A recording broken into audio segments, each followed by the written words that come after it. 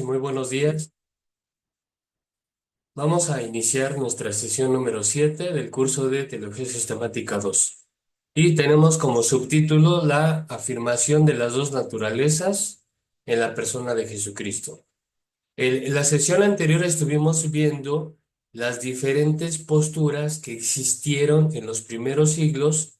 De hecho, desde que estaban surgiendo las primeras comunidades, pues había otras corrientes filosóficas que intentaban contestar la cuestión de nuestro tema, de las dos naturalezas.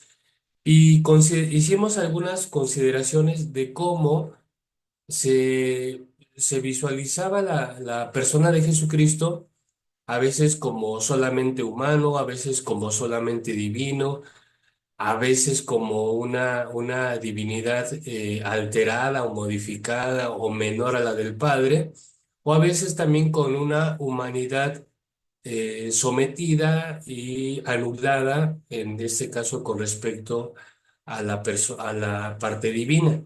Entonces, el día de hoy vamos a ver cómo se intentaron solucionar desde la doctrina y que son aspectos doctrinales que de hecho existen hasta nuestros días y que nos sirven para no solo para entender nuestra postura actual, sino también para poder comprender un poco pues la complejidad que todo este tema tuvo para las primeras comunidades y en un tiempo pues, relativamente largo, porque hemos dicho que por lo menos algunas de las posturas que vimos ya pertenecían al siglo VI, siglo VII, pero la mayoría de ellas se concentraron en los primeros 5 siglos, pero de todas maneras es un tiempo que consideraríamos bastante largo para poder resolver esta cuestión de las dos naturalezas en la persona de Jesucristo.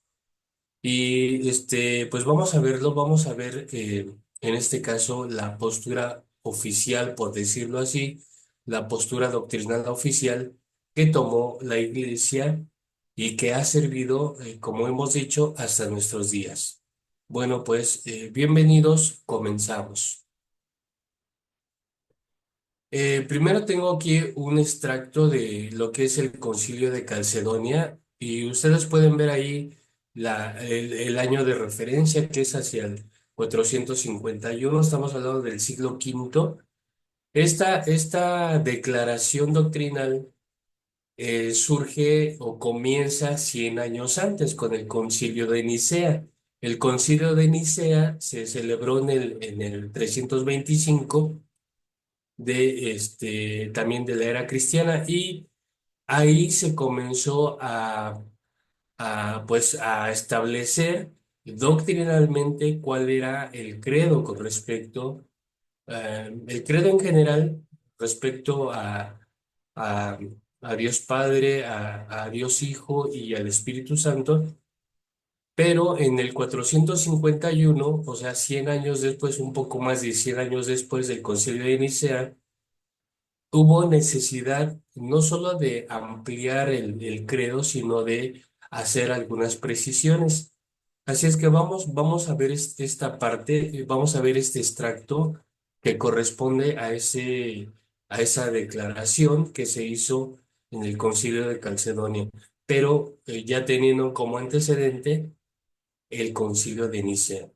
Bueno, dice, siguiendo pues a los santos padres, todos a una voz enseñamos lo que ha de confesarse a uno solo y el mismo Hijo, nuestro Señor Jesucristo. El mismo perfecto en la divinidad y el mismo perfecto en la humanidad.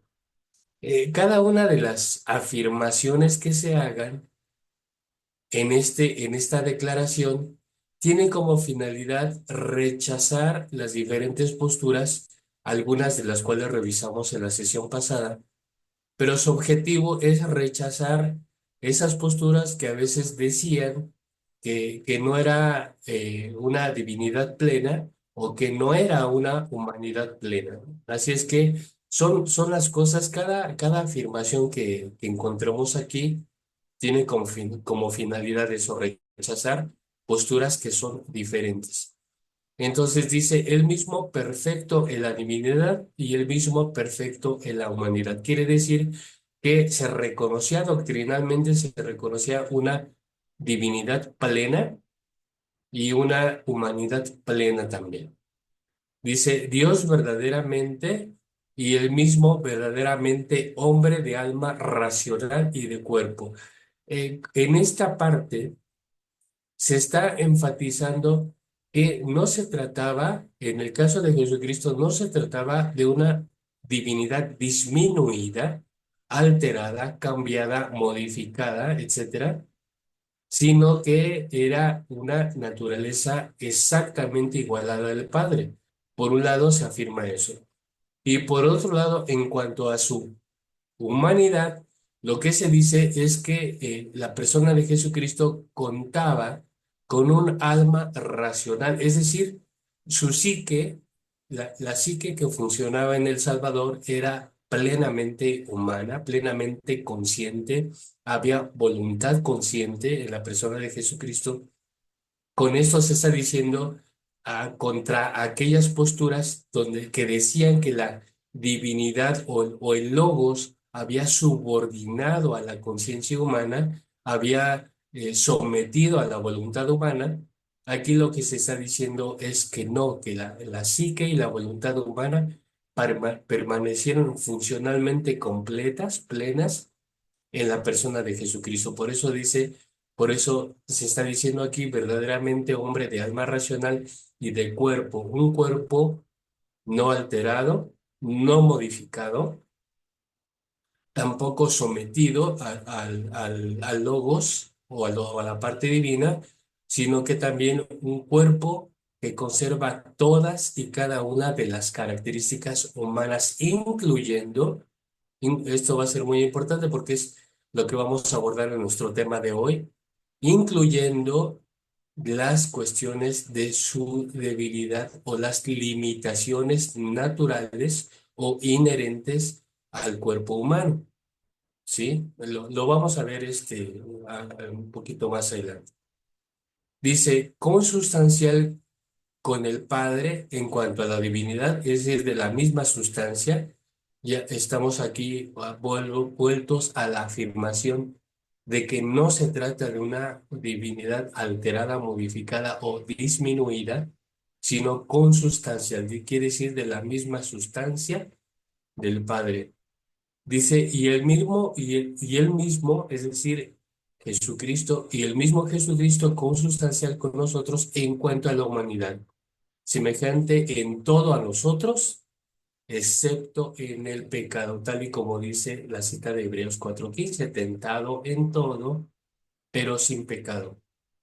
Esta parte es muy importante y se relaciona con nuestro tema de hoy, porque si bien se está afirmando que Jesucristo es de la misma sustancia del Padre, de igual manera y con la misma fuerza se tiene que afirmar que Jesucristo es consustancial, es decir, de la misma sustancia nuestra, de nosotros. Entonces, por eso es que en esta parte se sigue afirmando ese detalle, pero con una excepción, dice, pero menos en el pecado. Es decir, tuvo las mismas limitaciones, las mismas debilidades, etcétera, pero no cometió pecado. Es decir, consciente y voluntariamente, el Señor Jesucristo no permitió que esa inclinación natural que pertenece a la naturaleza humana, lo que llamaríamos el pecado original, porque recuerden ustedes, haciendo un poquito de memoria, que el pecado original es un concepto teológico que se refiere a esa inclinación natural que hay en el ser humano para cometer pecado. Es decir, que todos los seres humanos, desde que nacen, ya traen en sí mismos esa semilla de lo pecaminoso. Y va a ser cuestión de tiempo que esta semilla del pecado en el ser humano se manifieste, ¿no? Y se puede manifestar de muchísimas maneras, ¿no? Desde egoísmo, cualquier forma de violencia, robo, destrucción, homicidio, fornicación, etcétera, etcétera, etcétera. Entonces, pero esta realidad de lo humano es una realidad pues, lastimosamente siempre ha habido unida con la cuestión del pecado. Por eso tiene sentido de la salvación. Por eso los cristianos proclamamos la salvación y el perdón de los pecados. Pero ¿cómo se puede predicar la salvación y el perdón de los pecados si no asumimos que la raza humana es una raza pecadora, es una especie condenada en estado de pecado? Entonces, solamente por eso tiene sentido hablar de salvación y hablar de perdón de los pecados. Pero en cuanto al Salvador, en cuanto a Jesucristo, se dice que Él tuvo toda la naturaleza humana, estuvo sujeto a las mismas debilidades y limitaciones, pero no cometió pecado.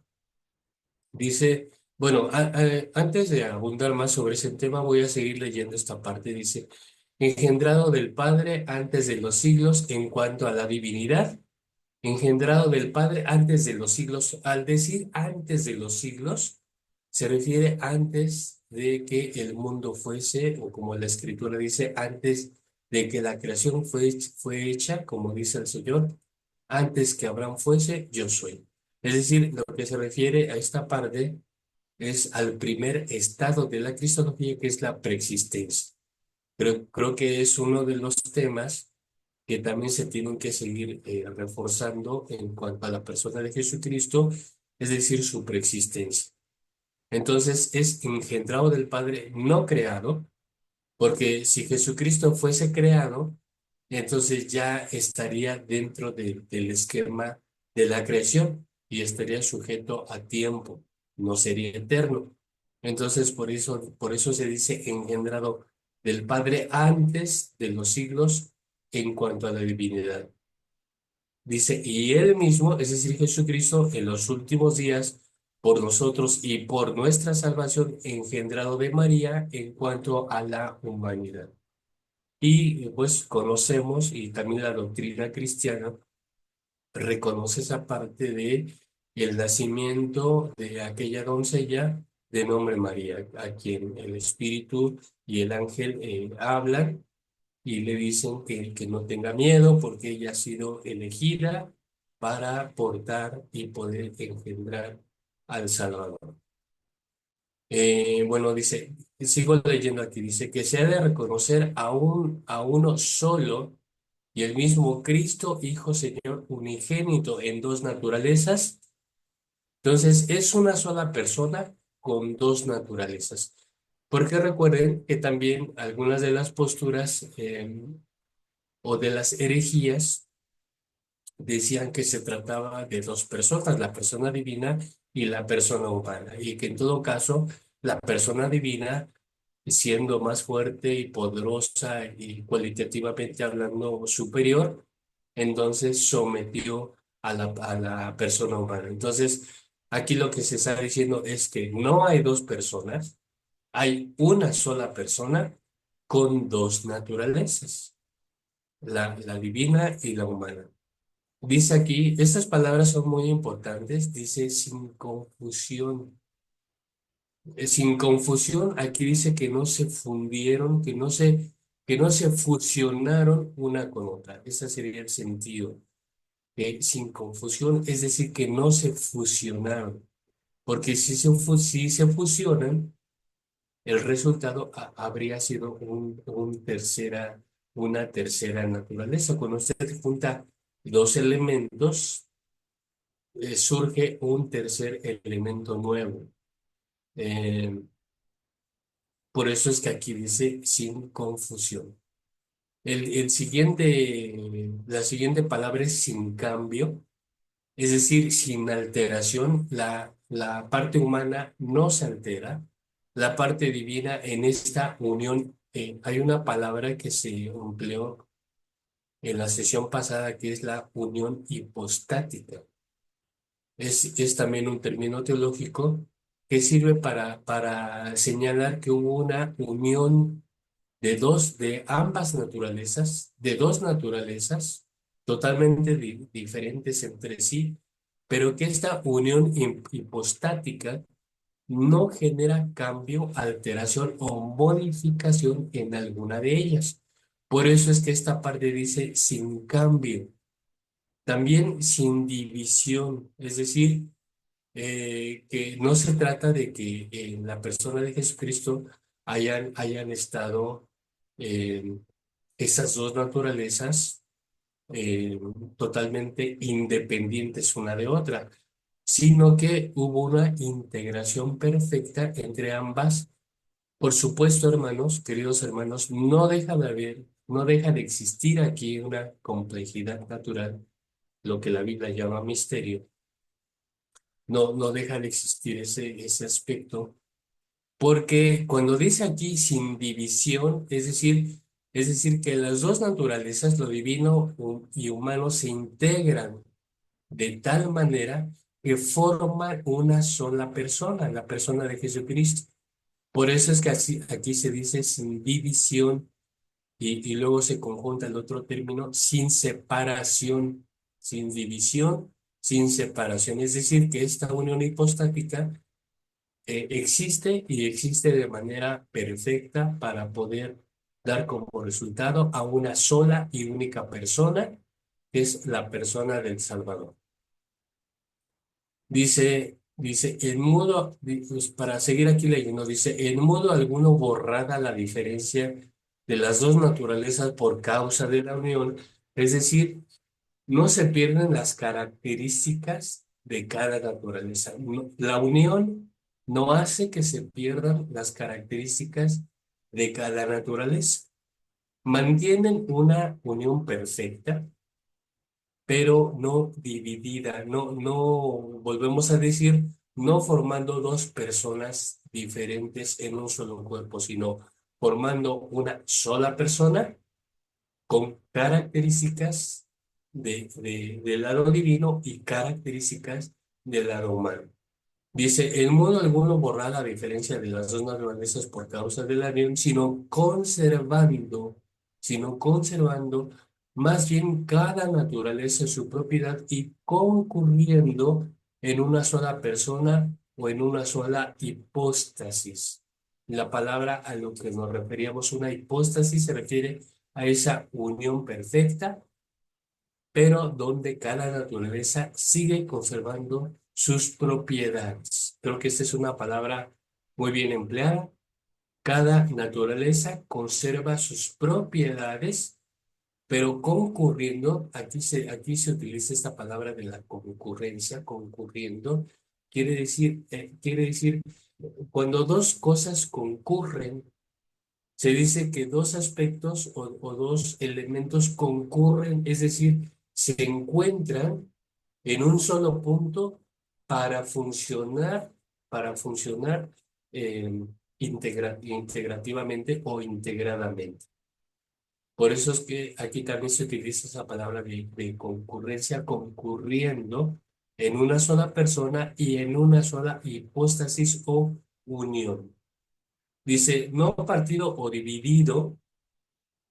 Recuerden que al formularse esta doctrina o esta síntesis doctrinal, se está repeliendo, se está rechazando las otras posturas heréticas. Por eso es que se utiliza a veces de una manera muy enfática conceptos que a lo mejor nos pudieran ser como que vuelven a lo mismo, pero en realidad lo que se quiere cuidar es de rechazar cualquier otra postura que no sea o que no converja o que no se una a esta que va a ser la oficial. Porque por eso dice no partido o dividido en dos personas, ni partido ni dividido en dos personas, sino uno solo y el mismo Hijo unigénito. Y vean cómo se emplean muchos términos o muchos nombres o muchas pues títulos cristológicos, como es el de Hijo unigénito, Dios, Verbo, Señor. Todos estos son títulos cristológicos que tienen una relevancia teológica pues muy notoria porque cada uso tiene de sí un significado profundo. Es decir, hablar de el Hijo unigénito es hablar de aquel Hijo que fue engendrado, no creado, que fue engendrado. Hablar de Dios, hablar es decir o afirmar que Jesucristo es consustancial con el Padre, es decir, posee la misma naturaleza del Padre. Hablar del Verbo, hablar del Logos, es esa encarnación, eh, recuerden que vimos el pasaje de Filipenses 2 en donde dice, el cual siendo en forma de Dios, no tuvo a esa condición como cosa a que aferrarse. Entonces, el verbo sería el Dios que se viene a encarnar y a estar entre los seres humanos, como bien dice el prólogo del Evangelio de Juan, dice el que puso su tienda entre nosotros. Es una forma muy semita, muy del pensamiento hebreo de decir que habitó entre nosotros, puso su tienda, su tabernáculo entre nosotros. Entonces dice Dios verbo Señor, Señor, el Curios, el Kyrios, que es el Mesías exaltado. Recuerden esa parte por lo cual Dios le dio un nombre que es sobre todo nombre, para que en ese nombre se doble toda rodilla de los que están arriba en el cielo y abajo en la tierra. Entonces, el título cristológico de Señor ya indica eso, indica soberanía, indica realeza, indica reconocimiento, indica adoración. Y el último de Jesucristo, que ya no se emplea Jesús solo o Cristo solo, sino el nombre compuesto de Jesús el Cristo, Jesús el Mesías, como también un título cristológico por excelencia que se aplica en este caso no solo a la persona, sino a la obra de Jesucristo también. Dice, como de antiguo acerca de él nos enseñaron los profetas y el mismo Jesucristo, es decir, todo correspondiente o todo en orden a la revelación. ¿Sí? Cuando dice lo que nos enseñaron los profetas, se está refiriendo a toda esa revelación contenida en el Antiguo Testamento, pero también esa revelación explicada por el propio Salvador. Dice, y nos lo ha transmitido el símbolo de los padres. Cuando habla aquí del símbolo de los padres, pues se puede referir a varias cosas, se puede referir a la Didaqué o a la Didache, que es una colección de enseñanzas o de reflexiones en torno al Evangelio y al Salvador, del cual creo que tengo un documento donde viene la Didache, se los voy a pasar para que vean ustedes de qué se trata. Pero cuando dice aquí que nos lo ha transmitido el símbolo de los padres, se puede referir a todo ese corpus de enseñanzas, a toda esa colección de enseñanzas, a toda esa tradición apostólica que ha sobrevivido al paso de los siglos. Y si tenemos en cuenta que este credo se formó en el siglo V, entonces se está refiriendo a toda esa tradición apostólica que viene desde mediados del primer siglo. Dice, así pues, después de que con toda exactitud y cuidado en todos sus aspectos fue por nosotros redactar esta fórmula, se refiere a todo lo que ya hemos señalado y comentado. Dice, definió el Santo y Ecuménico Concilio que a nadie será lícito profesar otra fe, ni siquiera escribirla o componerla, ni sentirla, ni enseñarla a los demás. Esto se dice porque varios de los de los personajes de los primeros siglos que vimos, alguno de ellos que vimos, pero estoy acordándome de Arrio, eh, en el siglo, finales del siglo II, principios del siglo III, de Arrio, que fue pues un obispo que enseñaba o enseñó cosas diferentes a los que se está redactando en esta fórmula. Entonces, cuando la iglesia o cuando los dirigentes de la iglesia llaman a Arrio de hecho, le quitan de su puesto porque él tenía un puesto, tenía una función y todo, pero estaba enseñando cosas diferentes en cuanto a la persona de Jesucristo. Entonces, no solo se le quita de su puesto, sino se le prohíbe enseñar o seguir enseñando su doctrina, que después ya se calificó como una doctrina herética, porque se salía de lo que, pues, la tradición y la doctrina cristiana enseñaban con respecto a la persona de Jesucristo. Por eso es que esta última parte dice, y a nadie será lícito, o sea, fuera cualquier enseñanza, en otras palabras, cualquier enseñanza que se salga o que modifique o que altere o que ignore estos conceptos aquí señalados y enseñados por el concilio van a ser prohibitivos y van a ser no tolerados. Entonces, esto es algo también de lo que pues de alguna u otra manera ha sobrevivido hasta nuestro tiempo, porque nuestra doctrina, si bien no contiene todos los detalles que aquí se enumeran, creo que nuestra doctrina como iglesia sí puntualiza el asunto de las dos naturalezas, eh, y el asunto de que se trata de una sola persona, no de dos personas, sino una sola persona. Así es que lo más importante y lo más esencial ha sobrevivido hasta nosotros y lo tenemos integrado en nuestra visión sobre El Salvador, doctrinalmente hablando. Así es que esto es muy importante, pero esta referencia del Concilio de Calcedonia es importante para poder entender cómo es que se trata de frenar posturas diferentes que después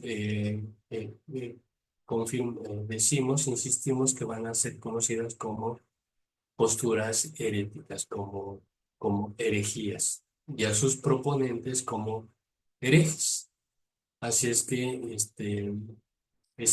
vamos a conjuntar esto con otra cuestión, y que es algo de lo que ya veníamos señalando. Dice la cristología, la encarnación y el problema del alma. ¿Por qué tenemos aquí esta cuestión? Ya dijimos, o tanto nosotros en nuestra sesión anterior dijimos que es necesario afirmar en sentido pleno y amplio la cuestión de la divinidad de Jesús y la cuestión de la humanidad de Jesús y tener un balance correcto al respecto. Ahora, vamos a ver con las herejías que el problema principal o uno de los problemas más acentuados tenían que ver con el asunto de la encarnación. Y por lo menos había tres aspectos. ¿Y cómo se relacionan estos? ¿O por qué estamos retomando esta parte? Porque arriba en nuestro encabezado, en esta diapositiva, dice la encarnación y el problema del alma. ¿Y qué quiere decir eso del problema del alma? Decíamos que, y también lo decía el credo que acabamos de leer, si bien Jesucristo había sido plenamente y consustancial con el Padre, tenía que reconocerse que también era consustancial con nosotros, es decir, consustancial con lo humano. ¿Qué tiene que ver esto con el problema del alma? Bueno, tiene que ver en este sentido. Si lo humano por sí está relacionado con el pecado original, es decir, con esa tendencia natural hacia lo pecaminoso, entonces, ¿cómo afecta esta consideración a la persona del Salvador? Porque si la persona del Salvador tuvo efectivamente una consustancialidad con nosotros, es decir, una consustancialidad con lo humano, entonces era natural que pecara y no hubiera sido extraño que pecara. Pero tanto el mismo punto doctrinal y de hecho la misma escritura dicen que fue tentado en todo, pero sin pecado. Entonces, también sobre esto, eh, para meternos un poquito en esta problemática, porque fue una problemática que existió también en los primeros siglos y que es importante de considerar porque afecta a nuestra ética. En algún momento pusimos un ejemplo de cómo aquellos hermanos o hermanas que siguen cometiendo errores o siguen cometiendo pecado de manera recurrente, dicen, bueno, es que yo soy débil, es que yo soy ser humano y ser humano es igual a ser, casi es, ser humano es equivalente a ser pecado. Entonces, afectan la ética porque afectan el desarrollo de la madurez cristiana. Entonces, ¿en qué momento los cristianos, aunque fuéramos humanos, aunque somos humanos, en qué momento los cristianos vamos renovando nuestra conciencia y por lo tanto vamos o seguimos un perfeccionamiento al cual nos llama la Escritura, nos llama el Evangelio, nos llama el propio Jesús? Entonces, pero vamos a entrar un poquito en esta problemática porque nos interesa entender cómo es que Jesús, siendo consustancial con nosotros, fue sin pecado. Bueno, sobre esta cuestión de la encarnación en El Salvador, tenemos aquí estas tres visiones. Por ejemplo, que se trataba de una encarnación simulada. Recordemos que algunas de las doctrinas heréticas enseñaban esto, que realmente no había sido una encarnación real. Por ejemplo, los docetistas decían que había sido una encarnación aparente, no había sido realmente concreta o no se había concretado en forma real, sino que entonces era una encarnación simulada. Del lado, en el extremo derecho, tenemos una encarnación parcial. Esto tiene que ver con aquellas doctrinas que decían que lo humano se había alterado, cambiado o sometido ante o subordinado ante la parte divina. Y si esto era así, entonces se trataba entonces de una encarnación parcial. Ahora, en el centro tenemos lo que va a ser la postura cristiana, que se trata de una encarnación real y plena. Ahora, doctrinalmente tenemos que afirmar esto, pero ¿cómo afirmamos esto y de todas maneras mantener la postura de que fue tentado en todo, que Jesucristo fue tentado en todo, pero sin pecado? Aunque se haya tratado de una encarnación plena y real. Ahora, vamos a abrir otro paréntesis para ver otro extracto doctrinal también de los primeros siglos que tiene que ver con esta parte. Dice fragmento del credo constantinopolitano correspondiente al siglo IV, lo que se conoce como el credo largo. Dice, vamos a tomar solo la parte que tiene que ver con la persona del Salvador. Dice, creo en un solo Señor Jesucristo, Hijo único de Dios, nacido del Padre antes de todos los siglos, Vamos a encontrar aquí algunas coincidencias con el otro credo que ya hemos citado también. Dice, Dios de Dios, luz de luz, Dios verdadero de Dios verdadero, engendrado, no creado, de la misma naturaleza del Padre, por quien todo fue hecho, que por nosotros los hombres y por nuestra salvación bajó del cielo, y por obra del Espíritu Santo se encarnó de María, la Virgen, y se hizo hombre, y por nuestra causa fue crucificado en tiempos de Poncio Pilato, padeció y fue sepultado y resucitó al tercer día, según las Escrituras, y subió al cielo y está sentado a la derecha del Padre, y de nuevo vendrá con gloria para juzgar a vivos y a muertos, y su reino no tendrá fin. Bueno, este extracto del credo pertenece al siglo cuarto y está asociado directamente con el Concilio de Nicea.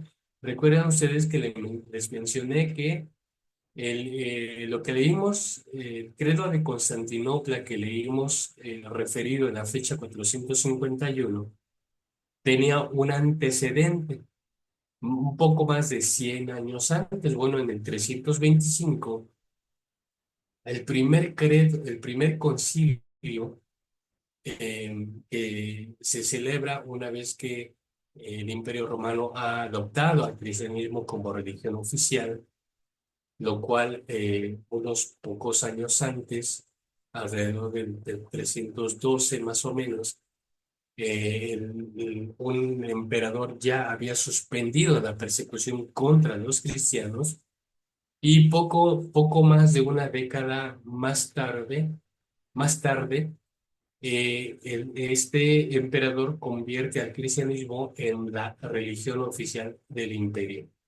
Entonces, él mismo convoca a un concilio, que va a ser el concilio de Nicea, y en el concilio de Nicea se va a hacer varias declaraciones, claro, pero entre ellas esta parte que tiene que ver también con El Salvador.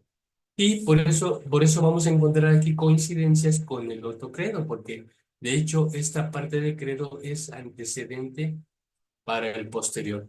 Recordemos que cuando con esta parte del credo niceno se formula, repetimos 325 de la era cristiana, ya desde finales del primer siglo y sobre todo en el segundo y principios del tercer siglo, ya estaban en boga muchas eh, posturas que ahora son consideradas posturas heréticas, herejías.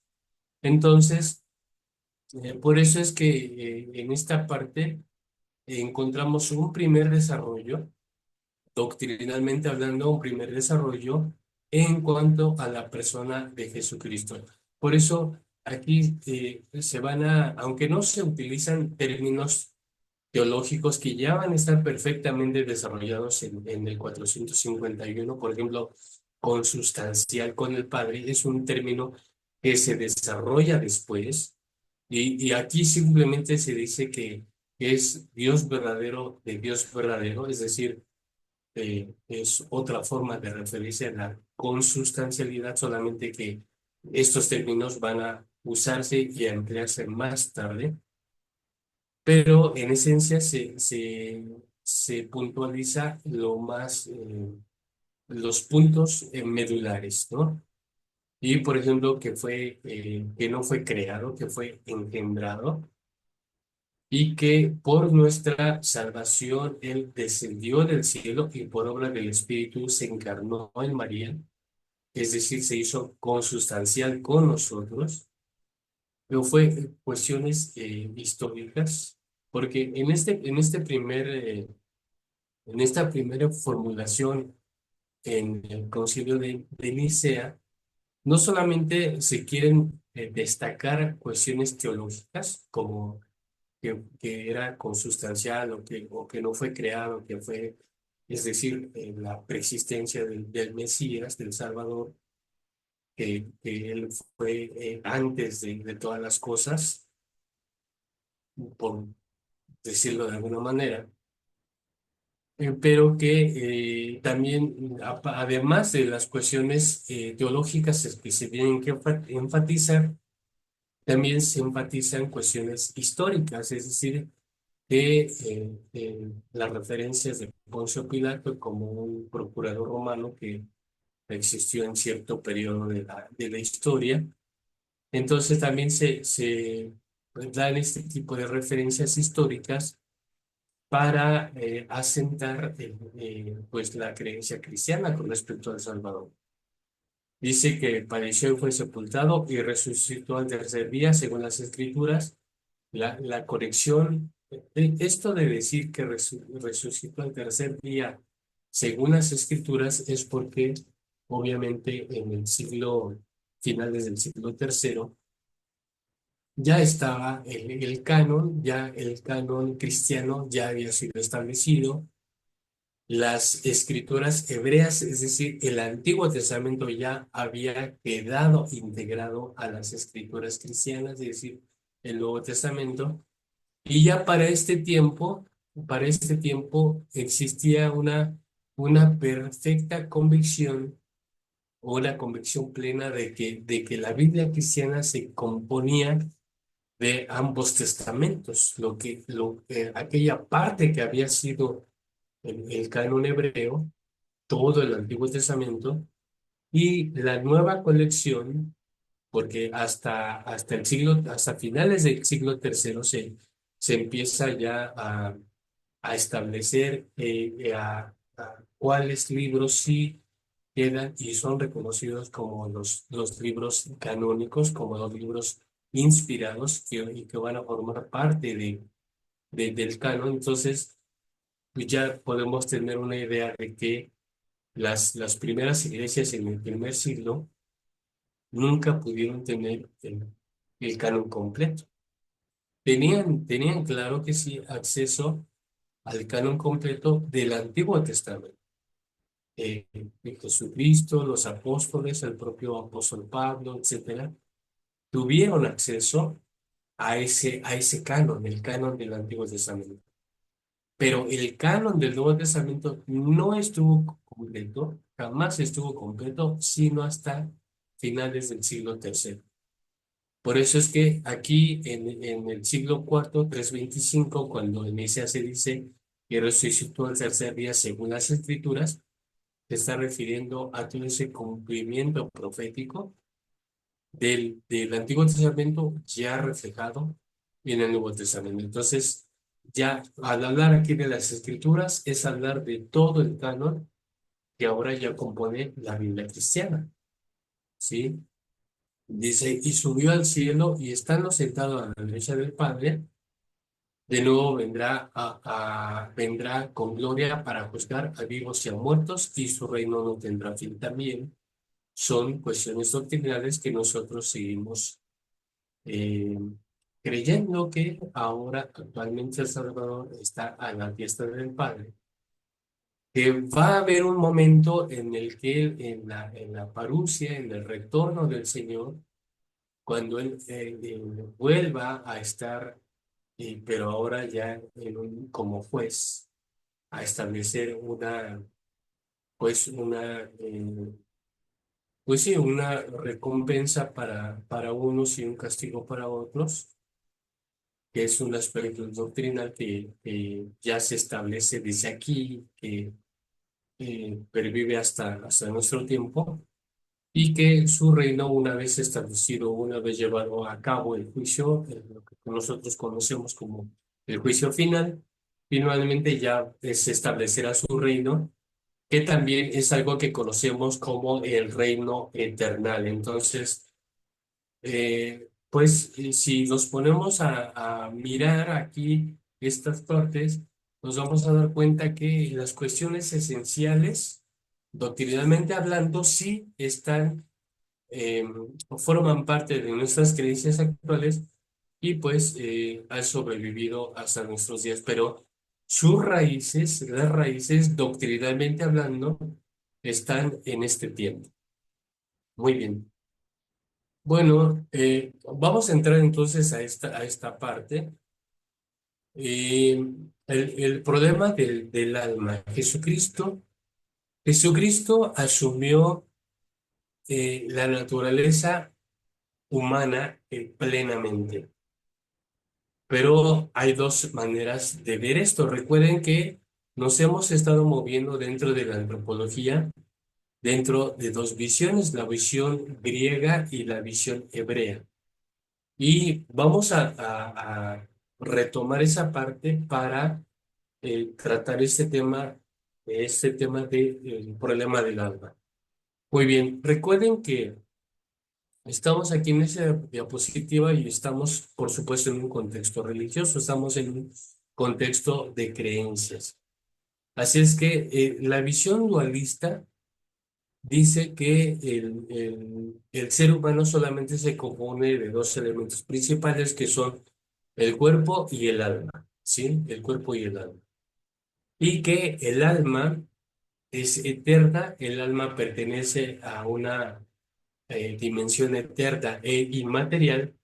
Y el cuerpo es, siendo finito, pertenece a una dimensión de lo pasajero. Entonces, esta visión dualista dice que el alma nunca se va a contaminar de lo que haga el cuerpo. Sí, lo que haga el cuerpo, cualquier cosa que el cuerpo realice, el alma nunca se va a contaminar. Siempre va a permanecer pura, intacta. Desde el punto de vista de la visión hebrea, que es una visión tripartita, es decir, tenemos el basar, que es el cuerpo, el nefesh, que es la conciencia, la psique, y el ruach, que es el espíritu. Esa parte espiritual del ser humano y que es la parte que le conecta con lo divino.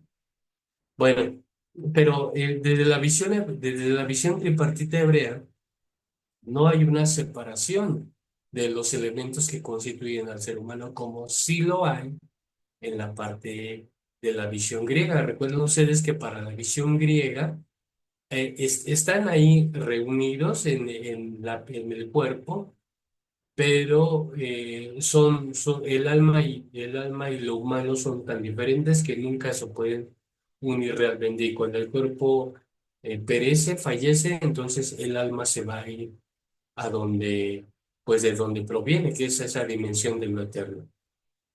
Eh, para la visión hebrea eso no sucede, es una visión totalmente distinta. El ser humano es una unidad perfectamente integrada. Cuando el cuerpo, cuando la persona desobedece, su desobediencia y su pecado le afectan completamente a todo lo que es él. Es decir, el nefesh, el ruach y el basar, el cuerpo, siempre van a estar perfectamente conectados. Por eso es que se trata de una persona completa. Por eso la escritura dice, el alma que pecare, esa alma morirá. ¿Por qué? Porque se visualiza al ser humano como una unidad completa, no una unidad dividida como ocurriría en la visión griega. Muy bien, entonces hay que establecer primeramente eso. El ser humano, bíblicamente hablando, es una unidad indivisible y todo lo que hace, actúa, piensa el ser humano, lo piensa y lo hace y lo actúa como una unidad integralmente hablando. Así es que en eso no hay diferencia. Ahora, eso nos lleva al siguiente punto. Eso nos lleva al siguiente punto. Aquí estamos pasando, vamos a hacer el enlace entonces con el problema del alma, eh, tratando de ver y de profundizar si Jesucristo o por qué Jesucristo no cometió pecado si era como nosotros. Si fue consustancial con nosotros, ¿por qué no cometió pecado? Bueno, esto se va a explicar a continuación. Se va a explicar a continuación. Muy bien, pasamos entonces, estamos ya uniendo nuestro tema 7 con el tema 8 y el tema 8 ya aparecen aquí los oficios del mediador, los oficios del mediador. Y cuando nos referimos a los oficios, queridos hermanos y hermanas, estamos hablando de las funciones que el Mesías tuvo durante su encarnación. ¿Cuáles son los oficios, cuáles son las funciones que él viene a desarrollar? Bueno, no nos hemos olvidado de esta parte del problema del alma, solamente estamos vinculando el tema. Bueno, el mediador, siendo consustancial con el Padre y también siendo consustancial con nosotros, con lo humano, vino a desempeñar tres funciones perfectamente definidas. Una función como sacerdote. Esta función sacerdotal tiene que ver con eso, con la realidad del pecado. El ser humano, recuerden que la naturaleza humana, bajo el concepto de pecado original, la naturaleza humana es una naturaleza caída. Por eso es que existe el sacerdocio y por eso existen los sacrificios. ¿Por qué había sacerdotes? ¿Por qué había clanes sacerdotales? ¿Y por qué había un sistema sacrificial? Por la naturaleza caída del ser humano, que tenía que estar continuamente ofreciendo diferentes ofrendas o sacrificios para obtener la remisión de los pecados y por lo tanto recuperar la armonía con Dios. Entonces, estos tres oficios que también van a desarrollarse en El Salvador tienen que ver con nuestro tema. El tema del sacerdocio, repetimos, está ligado a la naturaleza caída del ser humano. El oficio, vamos a ver el siguiente oficio, el oficio del rey. Una de las cosas que también tiene que ver con el mediador o con el Salvador es que este oficio también está presente en él. A lo mejor en este caso van a haber momentos o van a existir, pues sí, van a existir momentos en el que estos oficios se eh, afloren o se manifiesten de una manera más clara. El oficio de rey es reconocer el título cristológico de Kyrios como Señor, pero tiene que ver con ese reconocimiento del Salvador en ese estatus que él tiene de soberanía, en ese estatus que él tiene de ser o de portar en él mismo la herencia soberana y la herencia de decisión de Dios Padre. Es decir, él porta directamente durante su estancia entre los seres humanos, el Salvador porta directamente la autoridad del Padre. Por eso, en varias ocasiones que Jesús va a ser interpelado durante su ministerio, él va a respaldar sus acciones en la autoridad del Padre. Es decir, no es otra manera que señalar que la autoridad del Hijo entre los seres humanos no es otra cuestión que el reflejo de la autoridad del Padre. Por eso es que el oficio del Salvador como rey, el oficio real y su estatus de realeza también va a estar presente en el Salvador. Y el último de los oficios, el oficio de profeta, que quizás sea el que más claramente se puede apreciar, el oficio de profeta, porque los profetas tenían la función de traer para los seres humanos la voluntad de Dios. Entonces, quizá el oficio de profeta fue que pues más claramente quedó consignado en los escritos del Nuevo Testamento, porque la función de profeta de Jesús, es decir, el estar enseñando, el estar corrigiendo visiones sobre el Padre, corrigiendo experiencias de la experiencia de Dios y de lo religioso, de la fe, de la espiritualidad, todo eso tiene que ver con el oficio profético. Recuerden que en el Antiguo Testamento los profetas corregían cuando el pueblo se desviaba de sus prácticas y se desviaba de la forma correcta de adorar a Dios. Entonces los profetas reconvenían, reprendían al pueblo y a las autoridades para retomar el buen camino. Es lo que hace Jesús, es exactamente lo que hace Jesús en su ministerio. Entonces, por eso es que el oficio profético es quizá lo que más destaque, tal y cual se nos transmite en los evangelios y en los escritos del Nuevo Testamento. Pero sí tenemos que tener presente en todo momento que esos tres oficios, y es importante porque después van a tener que ver con la iglesia, pero de momento conviene enfatizar esta parte, estos tres oficios están presentes en el trabajo del Mesías mientras estuvo en la tierra.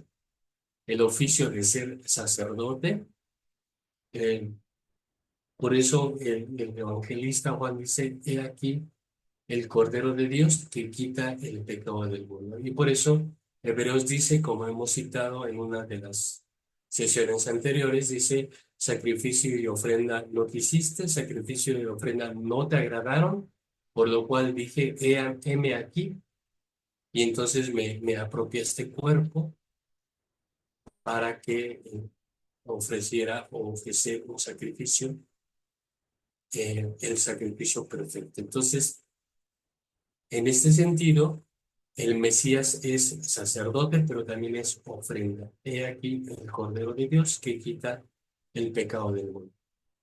Es rey, y tenemos que tener presente también que la autoridad del Hijo, la autoridad que manifiesta Jesús en su ministerio y en todo, cuando él dice, le preguntan y él dice, mi reino no es de este mundo, que también hay un sentido profundo en esa parte, pero dice, mi reino no es de este mundo. Entonces hay una realeza presente en Jesús que efectivamente no se corresponde con los criterios o con los parámetros de este mundo, pero no por eso esta realeza que Jesús tiene queda eliminada.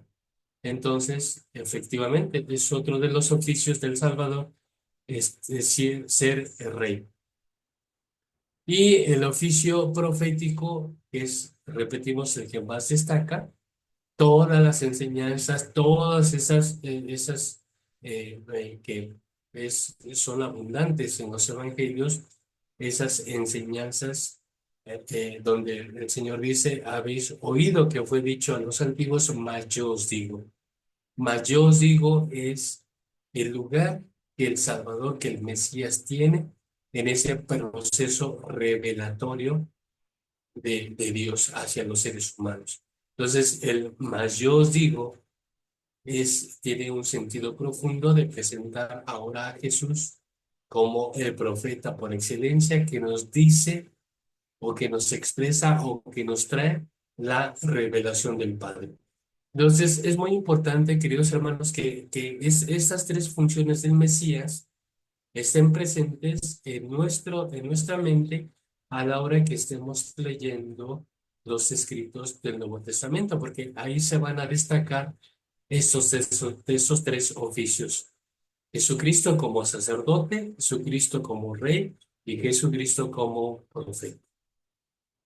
Bueno, entonces, y aquí estamos simplemente volviendo a decir en qué consiste cada uno.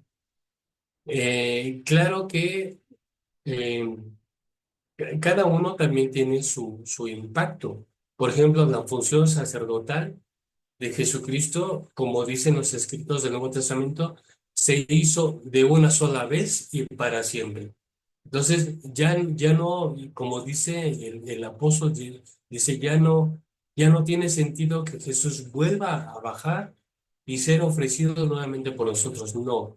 O sea, es un sacrificio de tal perfección que no es necesario volver a hacerlo. Entonces, esta función sacerdotal sigue, sigue estando activa aún en el tiempo presente, porque dice que nosotros tenemos quien interceda por nosotros ante el Padre. Y justamente tenemos quien interceda por nosotros ante el Padre porque ha sido uno que ha experimentado en carne propia o en propia persona lo que nuestras debilidades.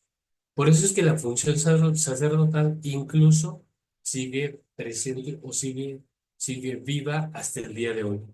La función del rey, actualmente la soberanía de Dios, es algo que habrá de plasmarse de manera plena a partir del juicio final y en donde al presente, si bien existen muchas fuerzas y muchas situaciones que todavía no están bajo el señorío divino, por eso toda esta pues situación de pecado y de violencia que existe en el mundo, porque todavía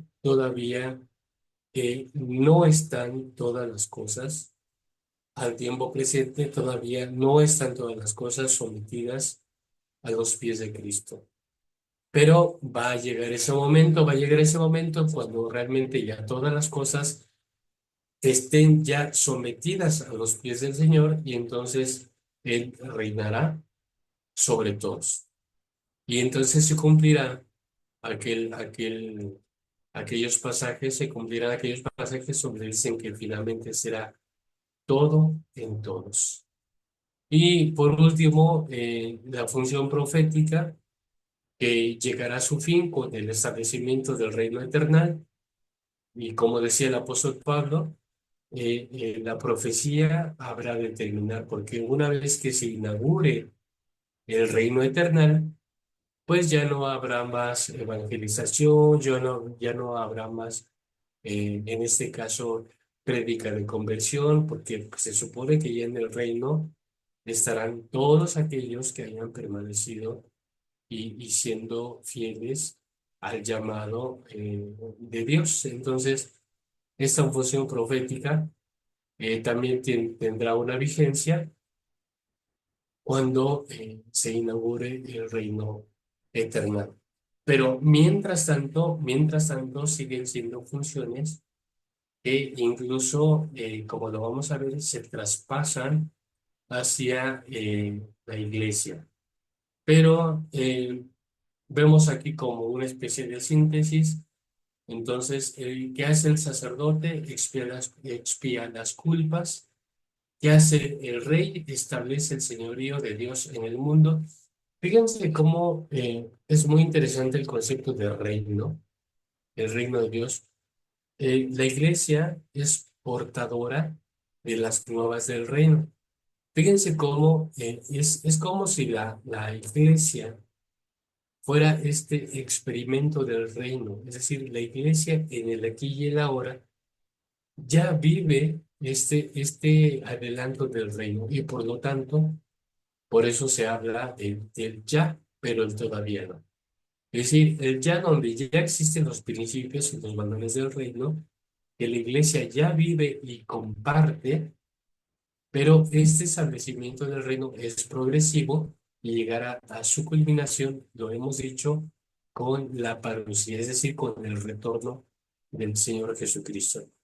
Y mientras tanto también la función profética, es decir, revelar al Padre, la iglesia también está haciendo esta tarea revelatoria.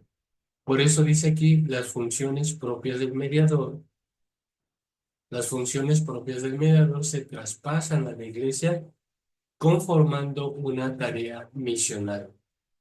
Es decir, nosotros, la iglesia, llamamos al arrepentimiento y al perdón de pecados. Es decir, nosotros estamos todavía trabajando sobre el discipulado. Vamos a ver, esta parte es muy interesante, la del arrepentimiento, pero lo voy a abordar en el punto 3. Pero mientras tanto, nosotros tenemos una tarea evangelística según el punto 1. Así como Así como el Mesías tuvo sus funciones, también la iglesia tiene sus funciones y una de ellas es la evangelización.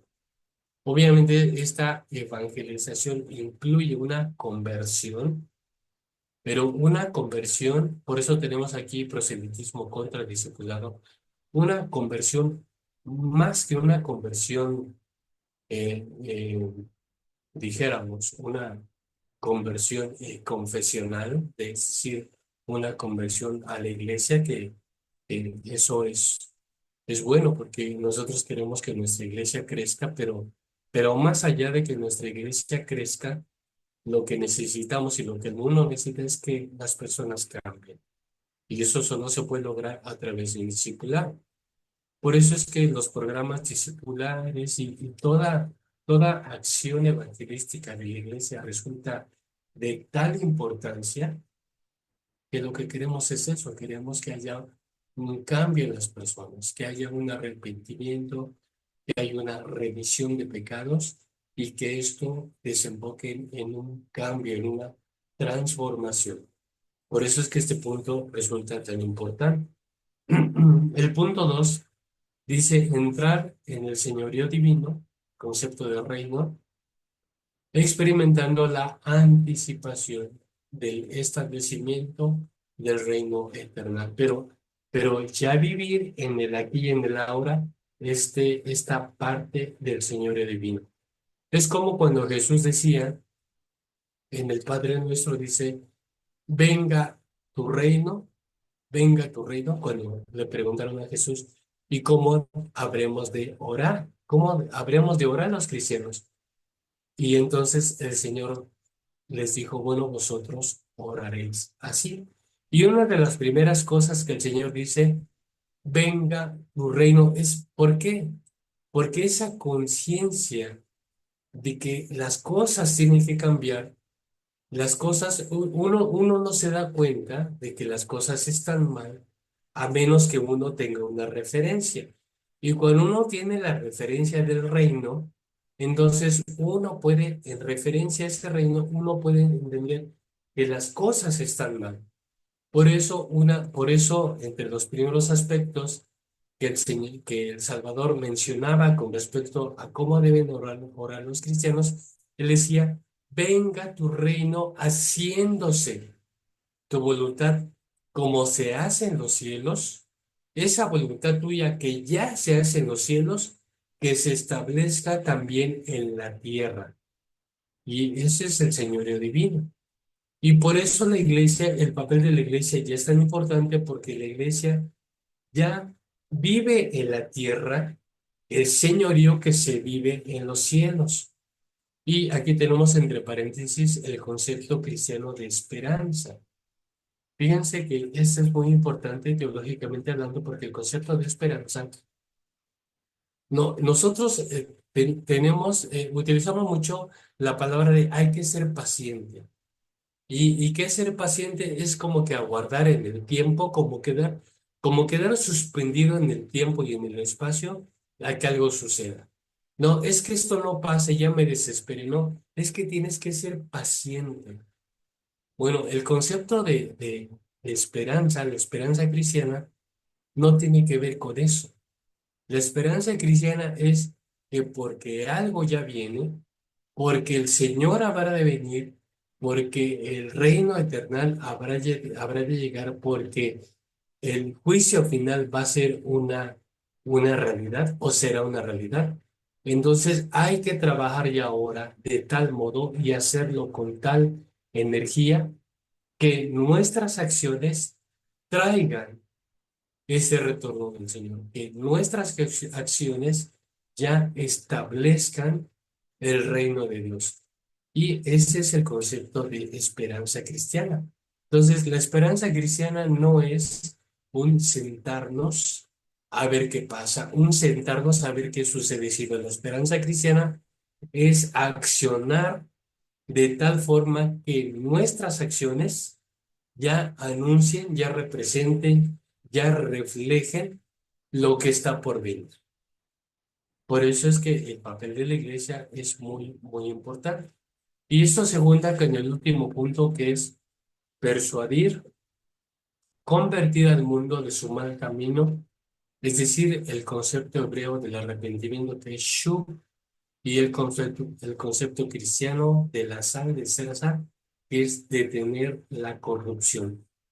La sal, una vez que ustedes la ponen, si ustedes ponen la sal para lo que lo usen, ustedes ponen la sal, hacen uso de la sal, actúa inmediatamente, actúa automáticamente. Eso tiene que hacer la iglesia.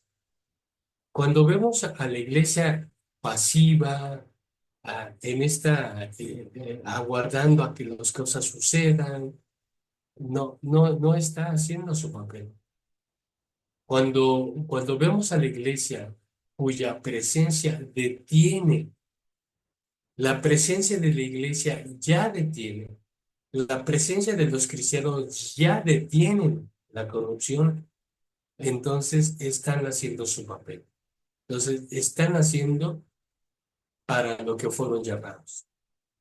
Y una de las cosas es persuadir y convertir al mundo de su mal camino. Fíjense el concepto de Shu.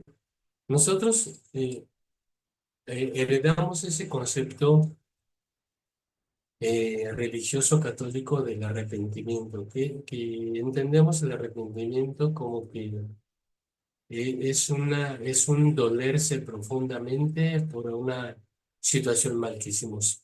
Y entonces, alguien que cometió un mal y que arrepintiéndose se pone a llorar a patalear y a decir, no, ya no lo voy a hacer, perdónenme, ya no lo voy a hacer más.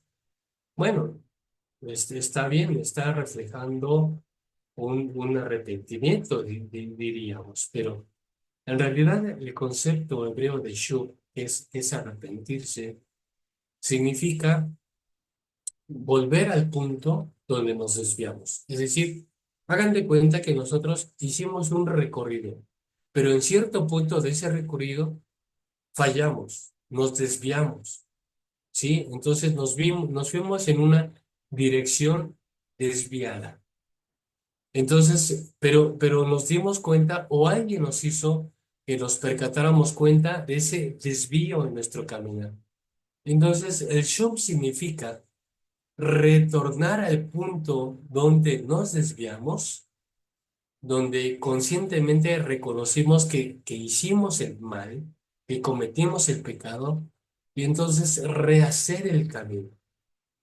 Por eso el apóstol Pablo dice, y aquel que pecaba, aquel que robaba, aquel que mataba, aquel que se enemistaba, aquel que fornicaba, aquel que esto, que el otro, etcétera, ya no lo haga más. Es decir, vuélvete al punto donde te desviaste y rehaz tu camino, reformula tu camino. Ya no lo hagas más. Entonces, por eso es que este concepto de Shuv no es solamente patalear, no es solamente llorar, no es solamente sollozar, no. Es aquello que se hacía mal, ya no volver a hacer.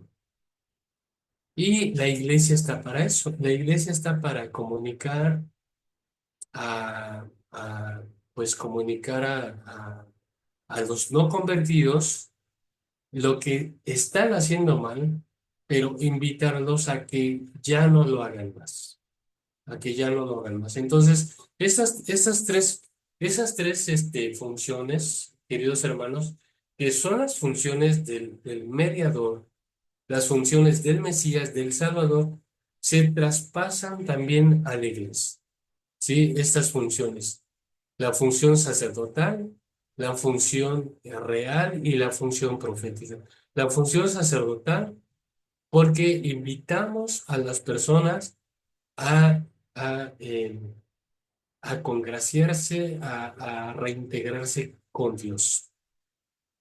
Invitamos a las personas en la función real, invitamos a las personas a vivir el señorío divino, es decir, a vivir e integrar los principios del reino en el aquí y en el ahora.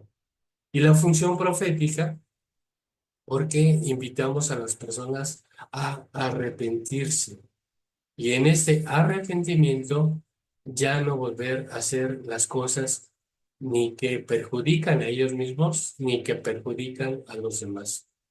Y entonces así poco a poco el mundo se va renovando en esperanza, en esa esperanza que nos va llevando o que nos va a llevar hacia la realización plena del reino. Entonces, cuando el Señor retorne, cuando el Señor regrese, la iglesia, nosotros, cada uno estará cumpliendo su propósito, su tarea para la cual fue llamado. Así es que estas cuestiones, queridos hermanos, tienen ya que quedarse en nuestra mente cuando hablamos de el Mesías. Entonces, estos oficios del método. Ahora, en eh, la parte de esta cuestión de la encarnación del Hijo de Dios y el problema del alma, eh,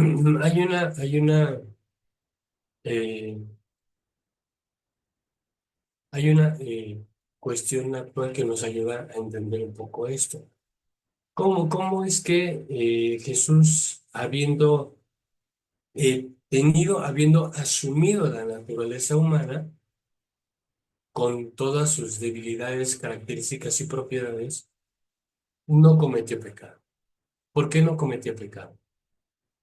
Bueno, si tenemos en cuenta estas cuestiones de los oficios, Jesús se coloca plenamente en estos tres oficios. Se coloca como sacerdote para poder entender el mal, para poder entender la pecaminosidad del ser humano, para poder experimentar la debilidad humana. Pero ¿por qué no cometió pecado? Bueno, porque él percibiéndose y dándose cuenta de todas esas consecuencias del pecado, él decide voluntariamente no hacer. Actualmente las neurociencias han descubierto que el cerebro se puede reprogramar.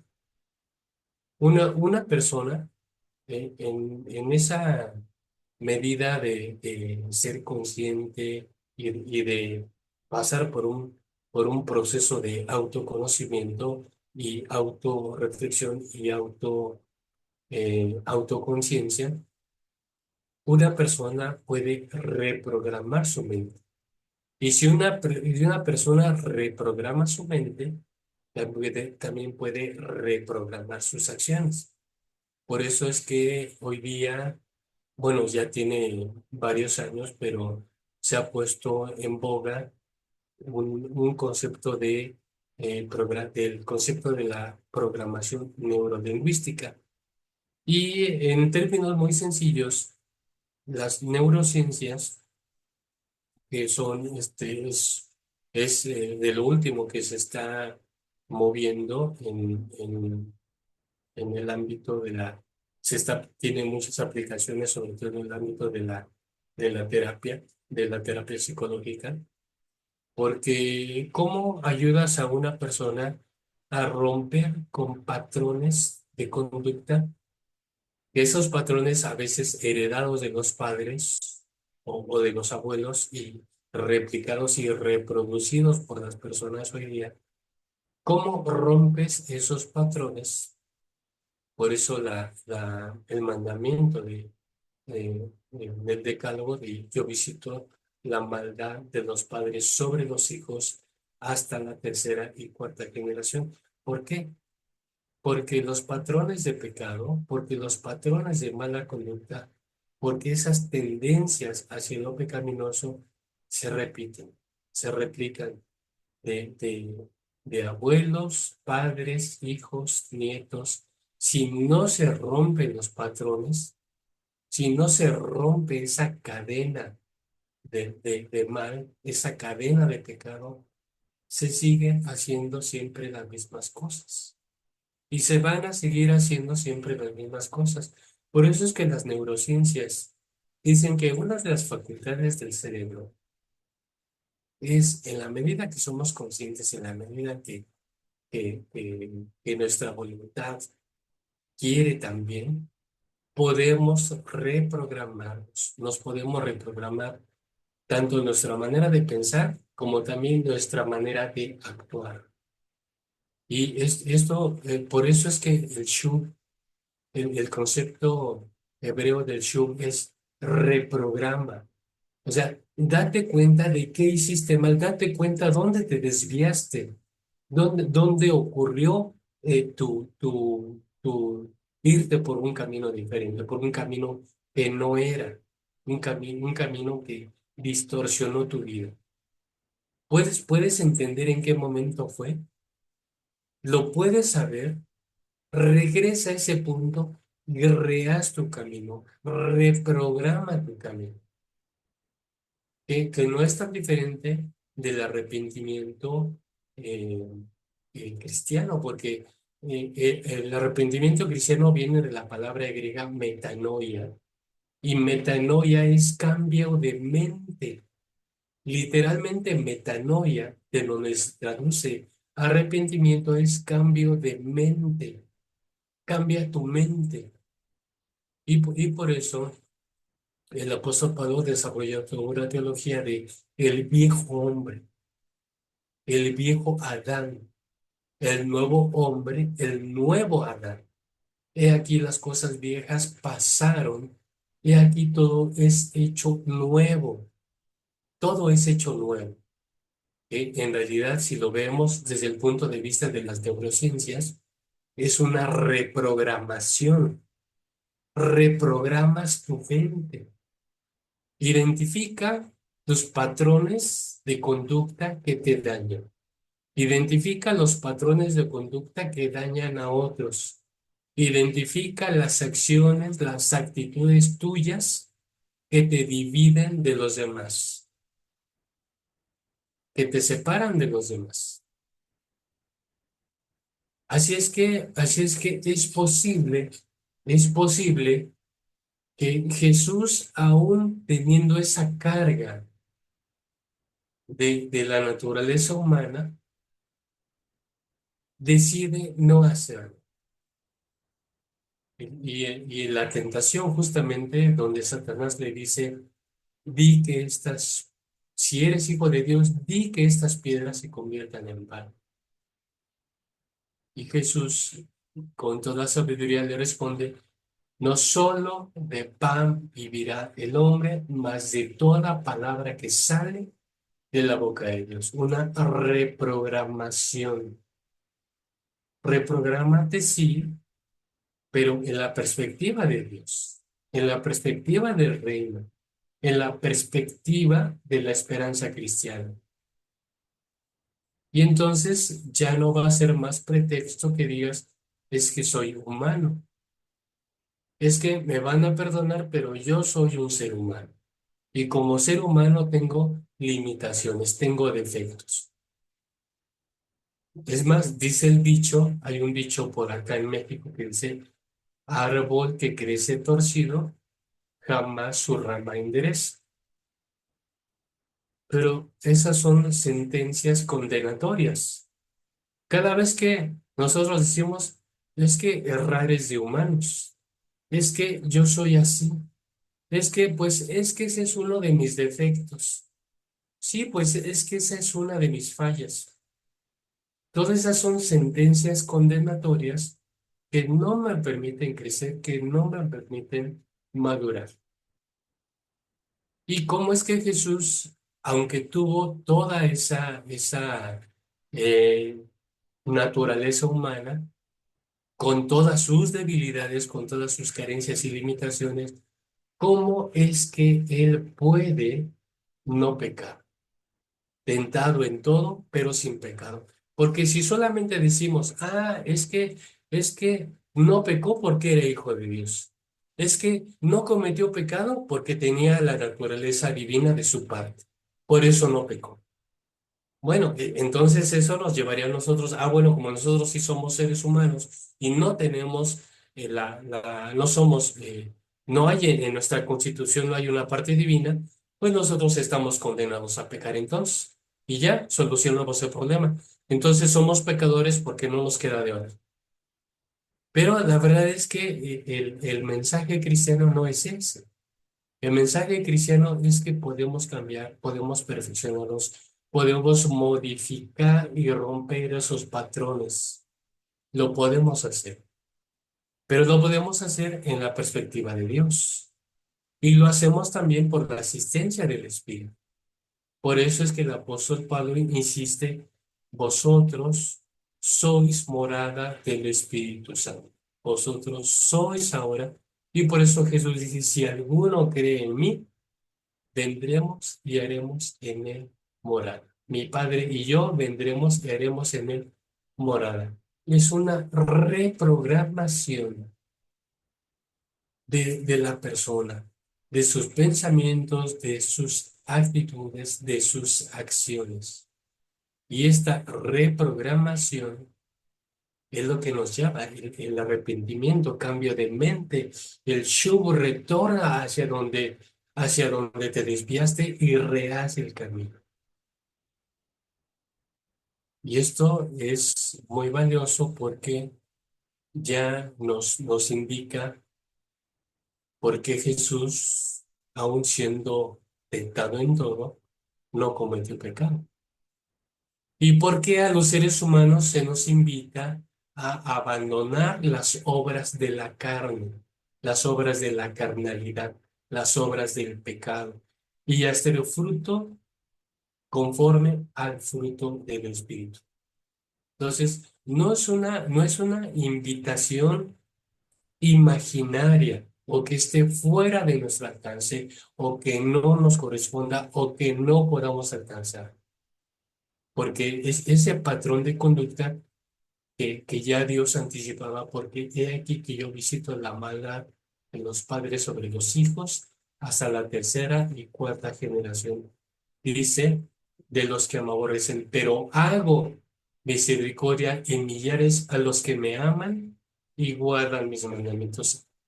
Eso solamente se puede hacer por una reprogramación. Metanoia, cambio de mente.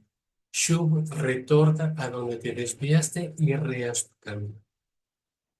Y eso es la predicación cristiana para cambiar la vida y ya no hacer lo que antes hacíamos. Todo aquello que nos perjudicaba a nivel personal, a nivel familiar, a nivel de pareja, a nivel de amistades, a nivel de compañeros, etcétera.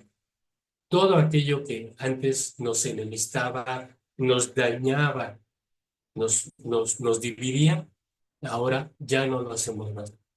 Y solamente así se puede romper este patrón de conducta sobre el pecado. Y solamente así se puede entender por qué Jesús fue capaz de romper con esos patrones y entonces hacer el planteamiento de lo que después Pablo llamaría la nueva criatura. Si alguno está en Cristo, nueva criatura es. Muy bien, hermanos, pues vamos a dejar aquí nuestra sesión de hoy. Deseo, mis queridos hermanos, como siempre, que Dios les bendiga mucho. Cuídense mucho, que tengan un bendecido sábado y con el favor de Dios nos vemos en nuestra siguiente clase el día martes. Cuídense mucho, mis queridos hermanos. Dios les bendiga. Paz a ustedes.